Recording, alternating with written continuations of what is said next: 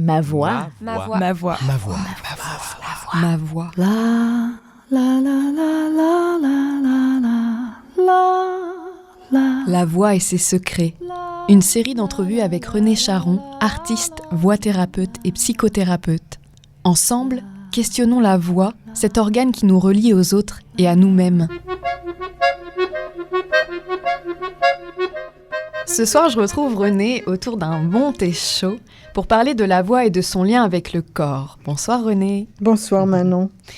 Tu disais dans ta capsule précédente que faire des exercices vocaux, mais j'imagine aussi chanter un air, lire un poème ou encore présenter un monologue devant quelqu'un, ça pouvait réveiller de la pudeur. Est-ce que tu peux nous en dire davantage ?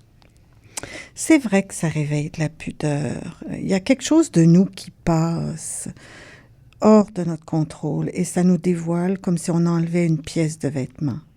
On ne se doute pas à quel point, Manon, la voix est un phénomène profondément corporel. Sais-tu que l'oreille, c'est le premier organe sensoriel qui se forme dès la conception? Non, tu me l'apprends quelque chose. Uh-huh. Je ne savais pas. Elle est branchée sur tout le système nerveux et la colonne vertébrale aussi. Alors, c'est pour ça que la communication du bébé avec la voix de la mère et son entourage, le père, les proches, ça commence dès avant la naissance. Et lorsque le bébé arrive au monde, ben là, la voix se manifeste et ça devient le complément de l'oreille. Les deux appartiennent à l'univers du son. C'est un univers qui a une nature vibratoire. On ne voit pas le son, on ne touche pas le son, mais le son nous touche. C'est de l'ordre de la vibration. Est-ce que tu aurais une image qui nous aiderait à saisir à quel point la voix, donc cette onde vibratoire dont tu parles, est en fait reliée au corps dans son entier ? Essaie d'imaginer le corps comme un oignon, avec toutes les plures par-dessus. Il y a un système nerveux qui innerve toutes les plures de l'oignon. Et au centre de l'oignon, il y a un germe. Tu vois ça? Oui. OK. Le centre de l'oignon, le germe, eh bien, c'est la voix et l'oreille combinées ensemble. C'est l'organe qui transmet la vie. La voix, ça fait ça. OK. La voix se connecte au cœur de l'oignon, comme elle se connecte au cœur de l'humain, qui est le niveau le plus primaire, le plus basique de la vie. Vocalement, ça correspond à toutes les expressions non verbales, sonores, des cris de joie, de plaisir, de rage, de détresse, des grognements, des soupirs, des râles, etc. Ça va toujours? Oui, ça va, OK. Alors maintenant, tu peux imaginer les plures par-dessus le cœur de l'oignon. Il y a des plures successives comme étant les muscles, les os, les tendons, les organes. Et évidemment que dans cette belle musculature, il y a des tensions. Quel lien tu fais exactement entre les tensions et la voix ? C'est que la voix peut nous aider à renouer avec le sens de ces tensions-là. Les tensions, ça représente toute une vie qui n'a pas eu la chance d'exister ouvertement.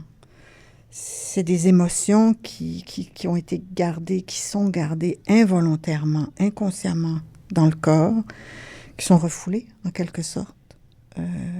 Et si elles ne sont pas exprimées, si elles ne sont pas reçues depuis la petite enfance, ça fait tout un monde émotionnel qui est partiellement inconnu, qui se développe et qui peut devenir plus ou moins problématique lorsque ça prend des formes comme la somatisation, des impulsions irrépressibles, différentes compulsivités, etc. Est-ce que tu peux établir d'autres liens entre la voix et le corps ? Étant donné que la voix et l'oreille sont branchées sur le système nerveux, c'est aussi branché sur ce qu'on pourrait appeler un circuit électromagnétique.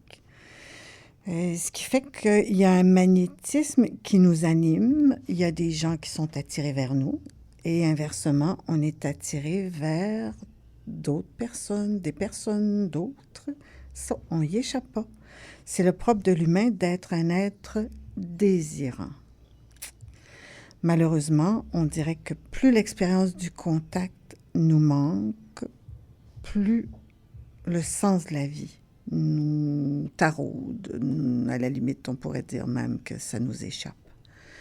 Alors, on peut se tourner vers la spiritualité, l'ésotérisme, la philosophie pour obtenir des réponses, mais fondamentalement, je pense que ce qu'on recherche, c'est de se sentir relié, de se sentir que ce soit relié à quelqu'un, relié à la nature, relié à Dieu. Je pense que vraiment, fondamentalement, dans la vie, c'est ça qu'on recherche, c'est se sentir relié. À la lumière de ce que tu nous dis là, ça m'apparaît presque évident qu'on s'éloigne du concept de la séparation du corps et de l'esprit, un concept qui existe depuis des siècles et qui me semble persister encore aujourd'hui. Tout à fait. C'est vrai que ce concept-là ne tient pas la route. Au Moyen Âge, les religions chrétiennes ont contribué beaucoup à l'exaltation des choses de l'esprit. Pour elles, les réalités du corps, c'était considéré comme de bas ordre, sales, particulièrement en ce qui concerne tout ce qui touchait la sexualité ou le plaisir. Ça, on en parlera davantage dans une autre capsule sur la voix et le plaisir.